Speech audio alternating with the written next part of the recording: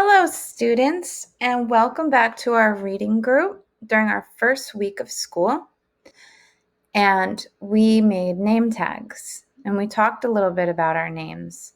I shared with you that I had just changed my name last year because I had gotten married. And I decided to change my name to show that I had started up and joined sort of a new family with my husband.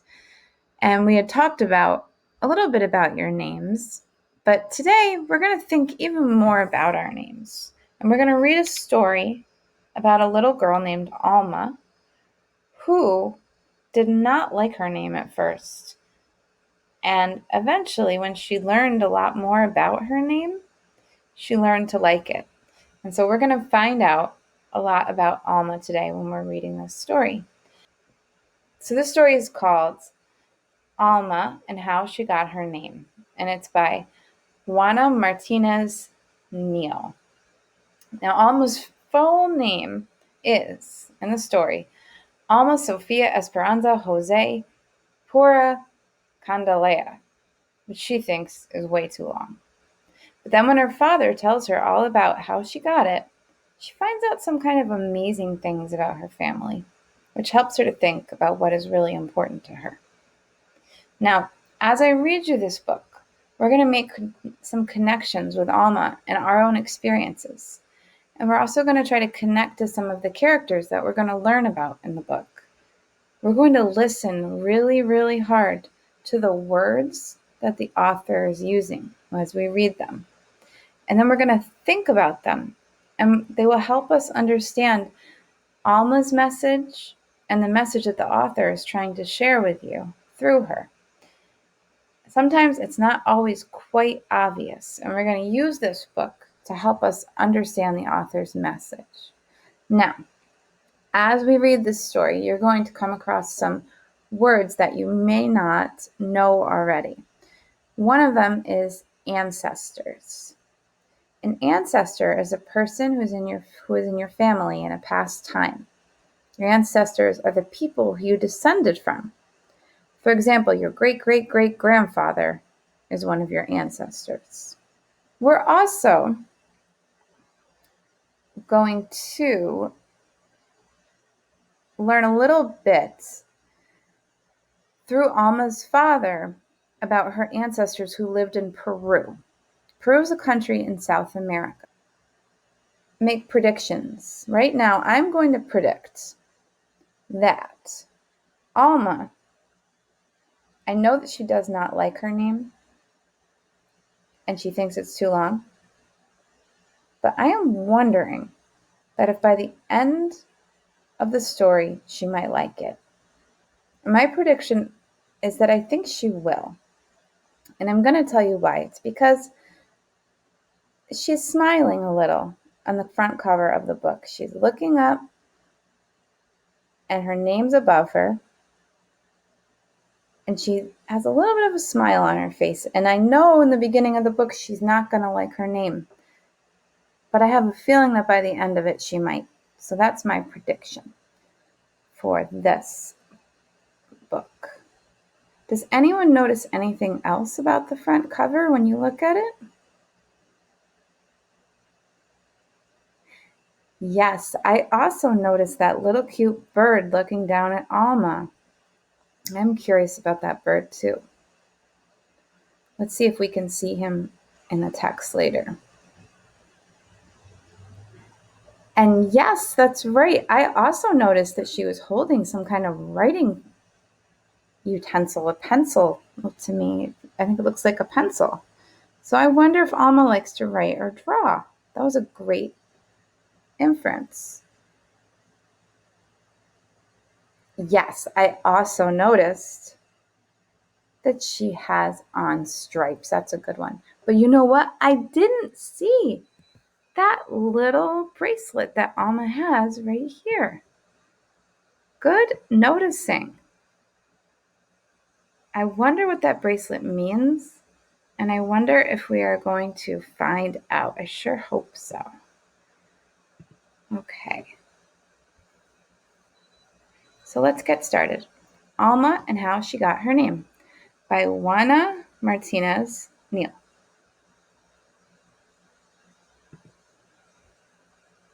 Oops. That's great noticing. Maybe if you see the little bird, you could show me by tapping your head just once, and then I will nod and I'll notice that you saw it. Oh, good noticing. You guys are really paying attention to the illustrations. Okay. Alma Sofia Esperanza Jose Pura Candela had a long name. This picture shows me something. What are you seeing from the picture? That's right. It looks like she can't fit her whole name on the paper. It's too long if you asked her. So it looks like it doesn't quite fit on the paper, huh? My name is so long, Daddy, it never fits, Alma said. Come here, he said. Let me tell you the story of your name. Then you decide if it fits. Now, I want you guys to stop and think here for a minute. When Alma says that her name doesn't fit, we notice from the illustration that she is probably talking about it not fitting on her piece of paper, right? And then her father replied that she could decide if it fits after she hears a story about it. It doesn't seem to make sense to me that her name would fit better on paper after listening to a story. Do you think that maybe they are using the word fit in a different way? Does anyone have an idea of if they're using that word in the same way?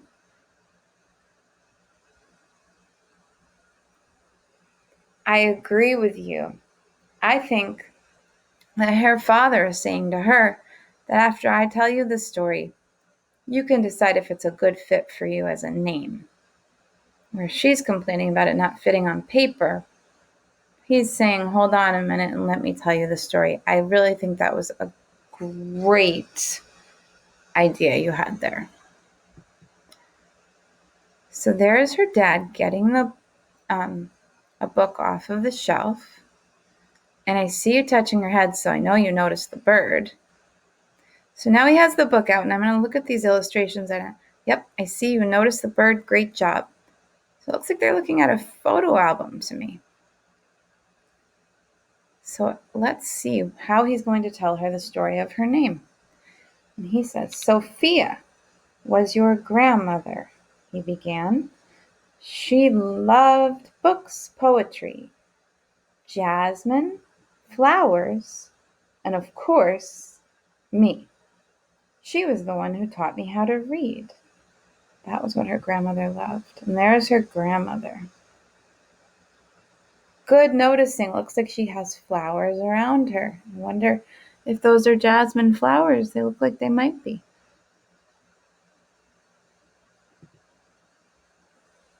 I love books and flowers. And you too, Daddy. I am Sophia. So I want you guys to think here just for a minute. Why do you think she says, I am Sophia, after learning about her grandmother? I don't want you to answer that, but I want you to keep it in your mind. Esperanza was your great-grandmother, he continued. She hoped to travel, but never left the city where she was born. Her only son grew up to cross the 7 seas. Wherever her sailor son went, so did Esperanza's heart. And there is Esperanza. And there you could learn so much about her from looking at these pictures. The world is so big. I want to go see it, Daddy. You and me together. I am Esperanza. Oh, there that is again. That same, she had said, I am Sophia. And now she's saying, I am Esperanza. It's interesting.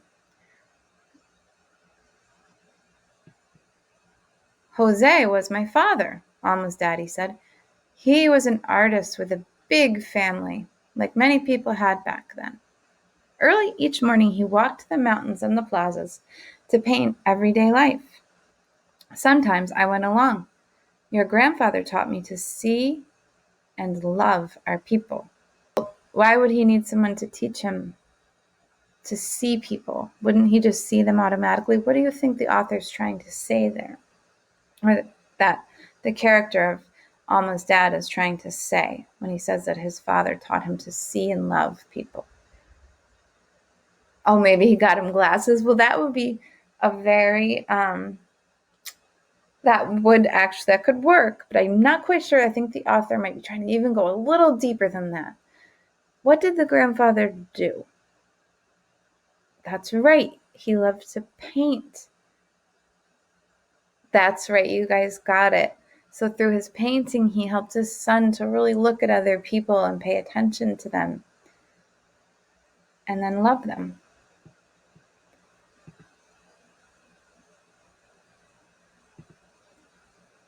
I wake up early every day and I draw a lot too. This morning, I drew a kitty cat for you, Daddy.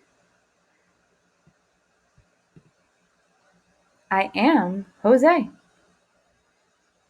And there she said that again. Is she saying that she is her grandfather? I just want you to think about that, how she keeps saying that. It's something that's being repeated. It's a phrase that's being repeated. So the author's trying to send us a message with this. We're going to keep that in our heads. Pura was your great aunt. She believed that the spirits of our ancestors are always with us, watching over us.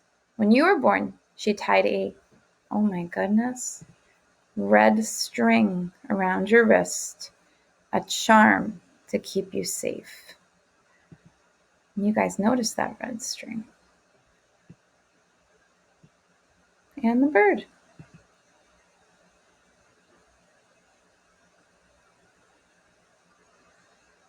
Now, I missed it over here. I'm sorry. I'm going to read this one more time. Pura was your great aunt. She believed that the spirits of our ancestors, there's that word that we talked about, are always with us, watching over us. When you were born, she tied a red string around your wrist, a charm to keep you safe. Ancestors are the people in your family that came before you. Hello, Pura. It's me, Alma. Candela was your other grandmother. She always stood up for what was right. Does anyone think they know what's happening in this picture? We've been seeing a lot of it in our country. That's right. They're protesting. They're protesting. And the words on these signs look like they are Spanish. But I think they were protesting for what they believe is right. I am Candela. And she has like a protesting sign when she says that.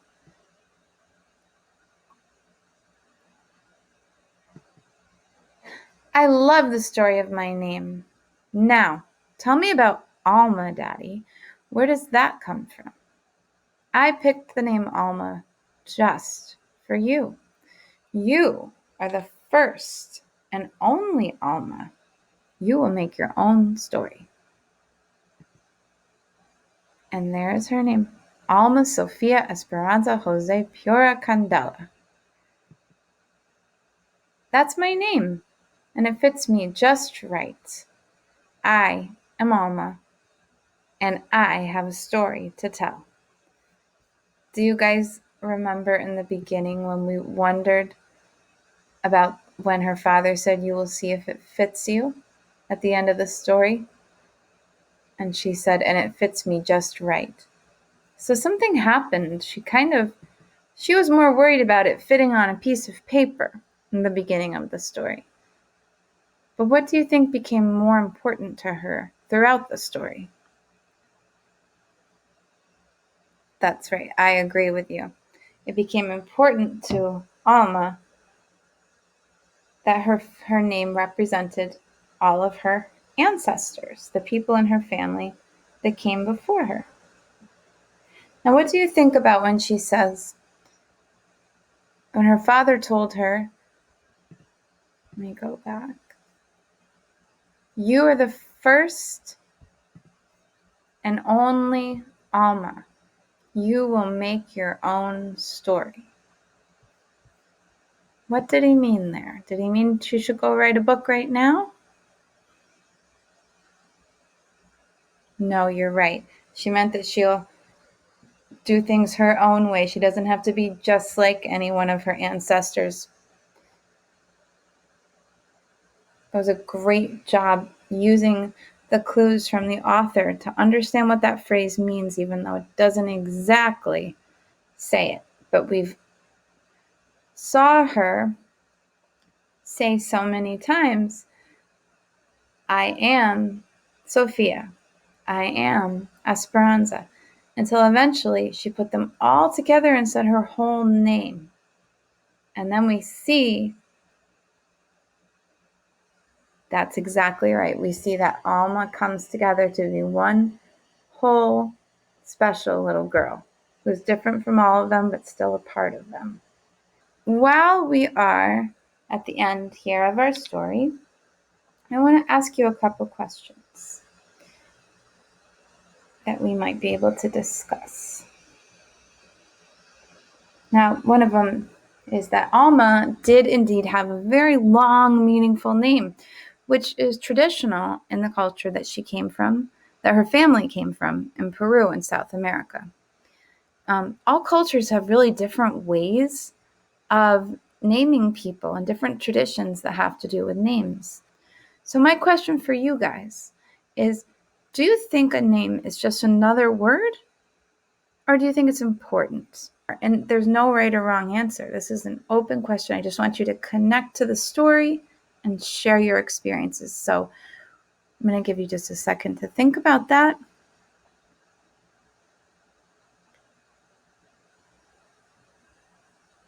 Yes, those were all great responses, and I love your opinions on this. Great job. Now, guys, we're just about to wrap up, but I have one last question, and that has to do with one of those new words that we learned, and this one's ancestor. So I was not named after an ancestor in my family, and that's totally okay with me. I have a nephew who was adopted, and so he actually does not know any of his relatives that came from his birth parents' family tree. So he won't know much about his ancestors, but he'll know a lot about the family that he actually lives with and his mom and dad who take care of him. He'll know about those ancestors. And like I said, whether you know them or not, we all have ancestors as you go back in history. But I wasn't named after any of mine. Now, and that's okay. But I'm curious if any of you are named after one of your ancestors. And if you are, I would love to hear about it. None of you know? And that's totally fine. I'm going to give you a little homework for the weekend, just fun homework. I want you to sometime over this weekend talk to a family member to find out some details about how and why you were given your name. Maybe it was through an ancestor. Maybe you're named after an ancestor, or maybe you really don't, your parents aren't sure. Maybe you weren't yet living with them when you got your name. And that's okay too, because then you could talk to them about a nickname that you have and how you might have gotten that. I want you to go home and have some conversations about your name. And I want you to come back and we're going to talk to each other next week and share some of our special stories. And if you find anything out about how you got your name, I would love to hear that. And I hope you guys had a good time hearing this story today. You did such a great job listening. Your ideas were wonderful. And you made great connections from yourself to the text that we were reading. You also listened to the words and looked at the illustrations and figured out the meaning of what the author was saying when it wasn't always easy. You learned some new vocabulary, and we also got to learn a little bit about Peru and a different culture. So I had a great class with you guys. Thank you for being great listeners, and I will see you next week.